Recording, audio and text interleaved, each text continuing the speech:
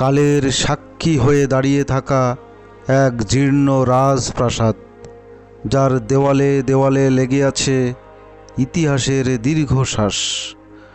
নবগঙ্গা নদীর তীরে দাঁড়িয়ে থাকা ভাঙা ইট আর শ্যাওলা ধরা খিলানে লুকিয়ে আছে কোনো এক অতীতের গল্প। নাম তার মিয়ার দালান। সচরাচর সাপে ব্যাঙ ধরে, কিন্তু ব্যাঙে সাপ ধরে।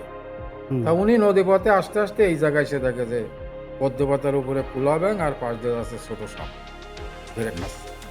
এই প্রাচীন প্রাসাদ যেন এক বিষণ্ণ কবি, যে নিভৃতে গিয়ে চলে অতীতের গৌরব আর হারানো যৌবনের গান। আমাদের এক একটা অঞ্চলের ইতিহাস আর ঐতিহ্য এতটাই সমৃদ্ধ যে একটু খুঁজলেই দারুণ সব গল্পের সন্ধান মেলে।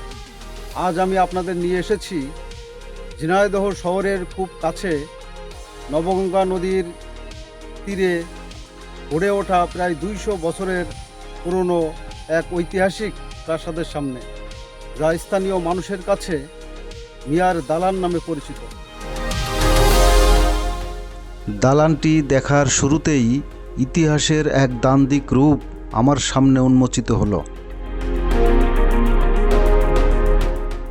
আমি মিয়ার দালানের ইতিহাস ঘাটাঘাটি করে জেনে এসেছিলাম যে মুরারিদহ গ্রামে এই বাড়িটি নির্মাণ করেছিলেন সলিমুল্লাহ চৌধুরী নামে এক জমিদার।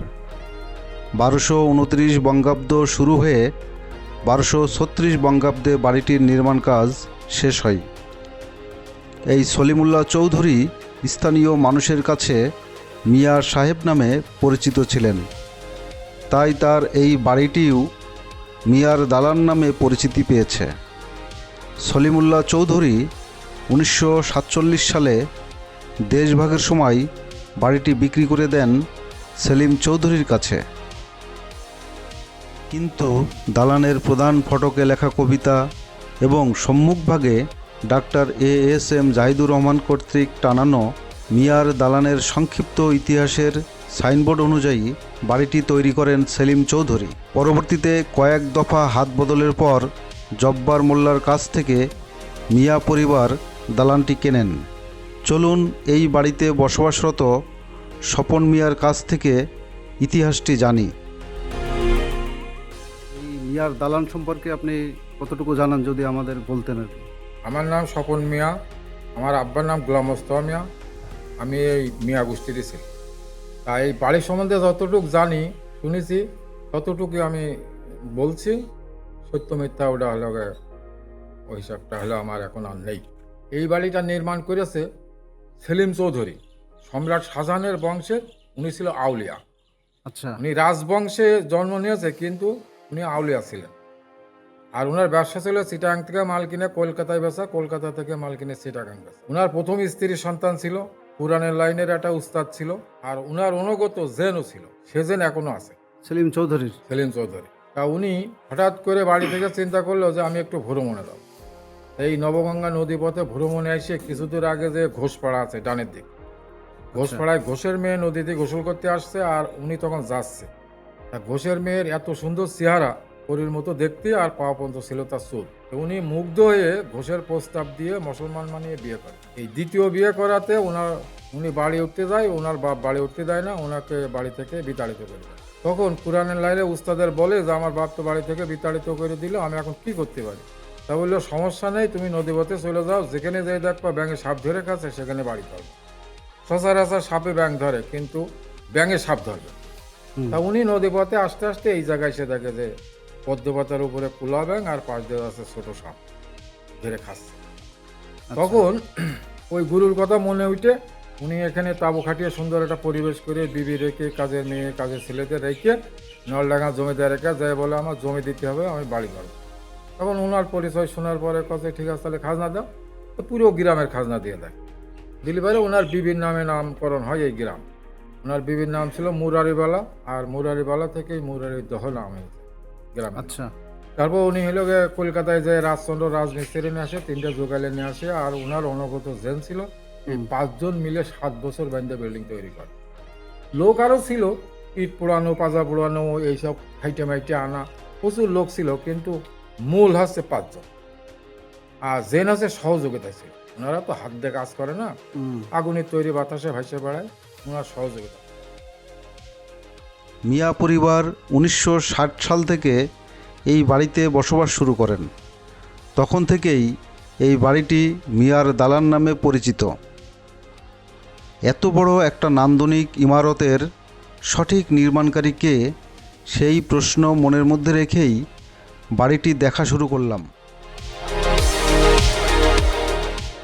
দেখুন বন্ধুরা, এটি হচ্ছে গেটের পর্দা। এমনভাবে এই ওয়ালটি গোলাকারভাবে তুলে দেওয়া যে গেটের বাইরে থেকে কেউ মিয়ার দালানের ভিতরের অংশ দেখতে পাবে না। প্রিয় বন্ধুরা, আপনারা দেখতে পাচ্ছেন এটা অন্ধকার কোটা খাবার রাখা ঘর। এখানেই সেলিম চৌধুরী খাবার রাখতেন।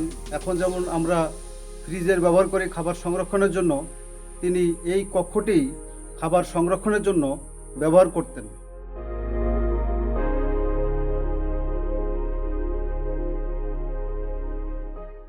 প্রিয় বন্ধুরা, মিয়ার দালানের যে সুড়ঙ্গের কথা আমরা শুনেছি, সেই সুড়ঙ্গটির এখানে অবস্থিত।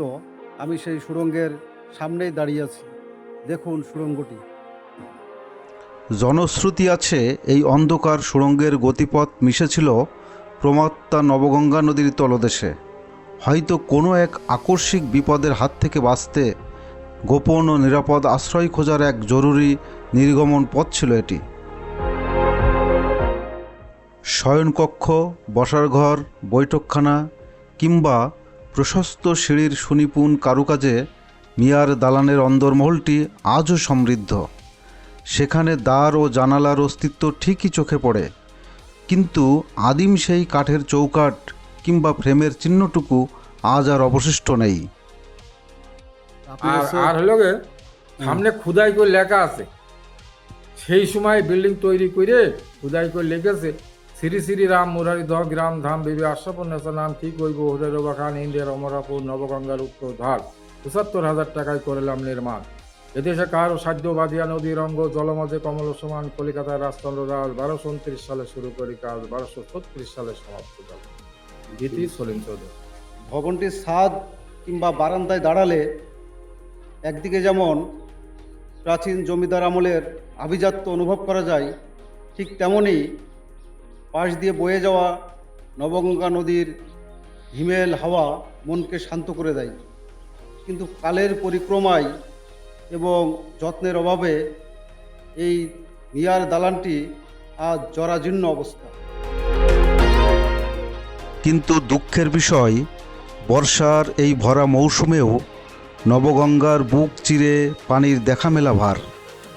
যেন নিজের নাম সার্থক করতে না পেরে এক বুক অভিমান নিয়ে নিষ্প্রাণ পড়ে আছে নদীটি।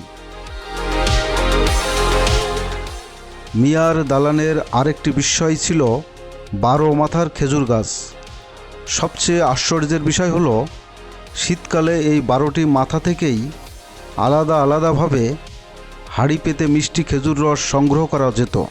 বহু বছর টিকে থাকার পর প্রাকৃতিকভাবেই এই অনন্য খেজুর গাছটি এখন আর বেঁচে নেই। আপনারা যারা ঝিনাইদহে আছেন বা কখনো ঘুরতে আসবেন, তারা শহরের আরাপপুর স্ট্যান্ড থেকে মাত্র ২ কিলোমিটার দূরে অবস্থিত এই মিয়ার দালান থেকে ঘুরে যেতে ভুলবেন না। প্রিয় বন্ধুরা, আমার এই ভিডিওটি ভালো লাগলে চ্যানেলটি সাবস্ক্রাইব করে সঙ্গেই থাকুন। দেখা হবে পরের কোনো ভিডিওতে।